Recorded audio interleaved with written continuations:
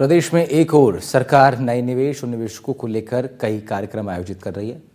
दूसरी तरफ बालोतरा में रिफाइनरी निर्माण के साथ नए पेट्रोजन को लेकर भी कवायद जारी है।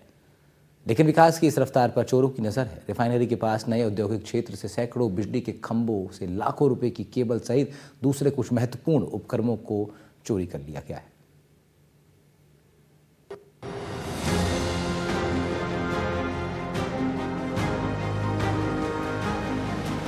प्रदेश में नए निवेश और उद्योगों को लेकर सरकार लगातार कोशिश कर रही है और इसी कड़ी में नए जिले बालोतरा में रिफाइनरी स्थापना के बाद से विकास को नई रफ्तार मिली है।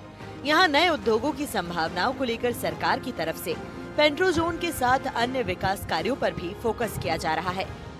पचपदरा रिफाइनरी के पास बोरावास गांव सरहद में रीको का नया औद्योगिक क्षेत्र विकसित किया जा रहा है और इसके लिए पहले चरण में 93 भूखंड तैयार किए गए हैं।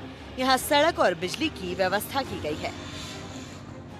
पर्यावरण स्वीकृति मिलने के बाद इन भूखंडों की नीलामी भी प्रस्तावित है, लेकिन 2 साल पहले विकसित हुआ ये औद्योगिक क्षेत्र चोरों के निशाने पर है।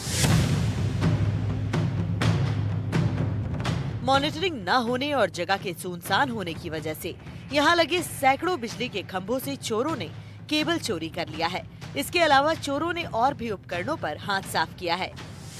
विभागीय तालमेल के अभाव में अभी भी चोरियों का सिलसिला जारी है। इसे लेकर रीको का कहना है कि अभी यहाँ बिजली और सड़क का निर्माण करवाया गया है और बिजली की व्यवस्था बिजली विभाग को सौंप दी गई है। लगातार हो रही चोरियों को लेकर विभाग को सूचना भी दी गई है।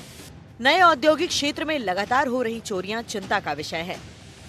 पहले हमने हमारे मैनेजमेंट ने डिसीजन किया था कि फर्स्ट फेज के अंदर नॉन पॉल्यूटिंग एरिया के हिसाब से हम अलॉटमेंट करेंगे।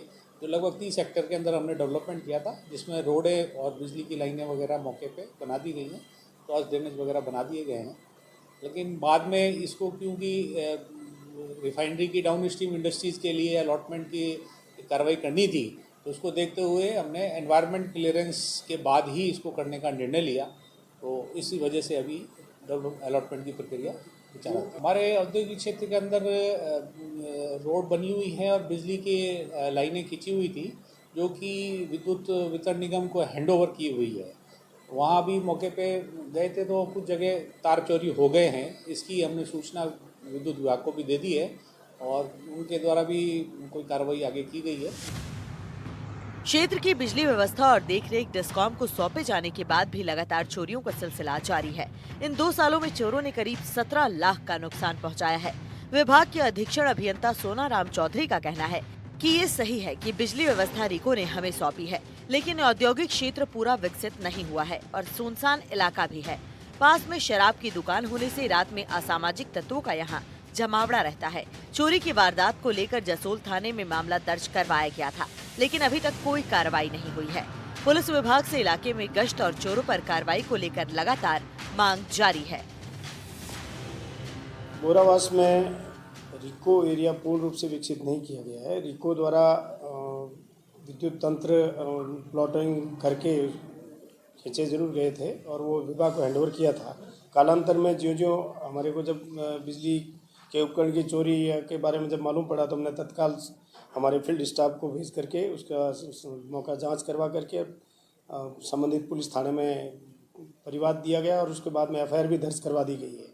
और पुलिस अधिकारियों को बार बार मौखिक तौर पर और लिखित में भी निवेदन किया गया है कि नियमित रूप से गश्त बढ़ाई जाए, जिससे कि असामाजिक तत्वों द्वारा इस तरह की हरकत नहीं की जाए और विभाग को नुकसान नहीं हो। और रीको से भी निवेदन किया गया कि जल्दी से जल्दी इसका थोड़ा विकसित किया जाए, तो जल्दी इसको विभाग द्वारा भी, हमारे विभाग द्वारा भी लाइनों को तत्काल दुरुस्त कर दिया जाएगा। दोबारा दुरुस्त इसलिए नहीं की कि रिमोट में है, जहाँ पर फिर से चोरी होने की प्रबल संभावना बन रही है। आसपास में शराब का ठेका भी है, जहाँ पर जमावड़ा असामाजिक तत्वों का लगा रहता है और इस संबंध में पुलिस को पूरा अवगत करवा दिया गया है। सरकार निवेशकों को आकर्षित करने के लिए कई कार्यक्रम चला रही है। प्रशासन को भी चाहिए कि असामाजिक तत्वों की इन हरकतों पर नकेल कसी जाए, ताकि आने वाले निवेशकों को सुरक्षित माहौल मिल सके। इस मामले पर पचपदरा विधायक अरुण चौधरी का कहना है कि नए औद्योगिक क्षेत्र में हो रही चोरियां और नुकसान चिंता का विषय है। क्षेत्र के विकास की राह में रोड़ा बनने वाले तत्वों के खिलाफ कड़ी कार्रवाई की जाएगी।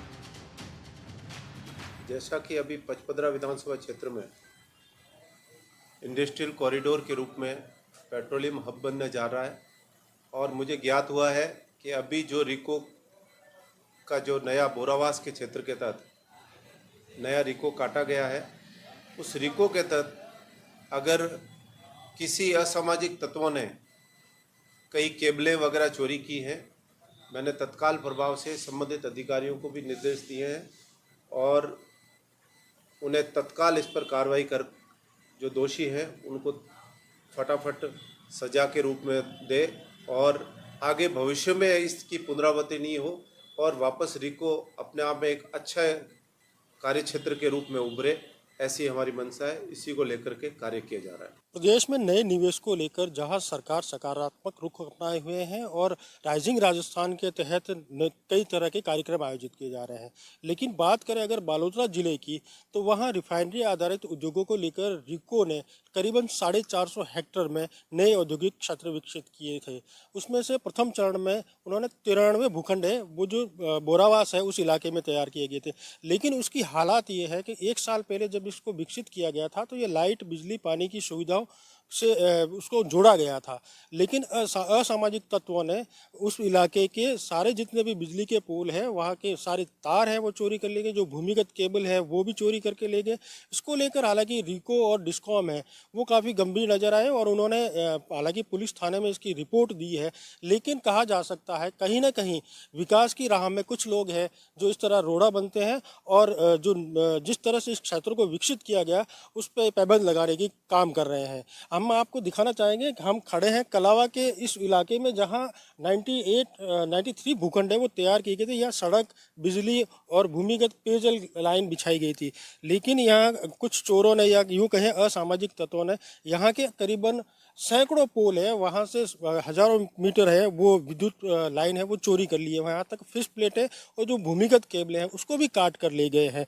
तो ऐसे में कहा जा सकता है कि कहीं न कहीं जो विकास की रफ्तार है उसमें इस तरह के लोग हैं वो रोड़ा बनते हैं और हालांकि प्रशासन को चाहिए कि इस तरह के लोगों की पहचान की जाए और उन पर नकेल कसी जाए। अनिल वैष्णव, NDTV, बालोतरा।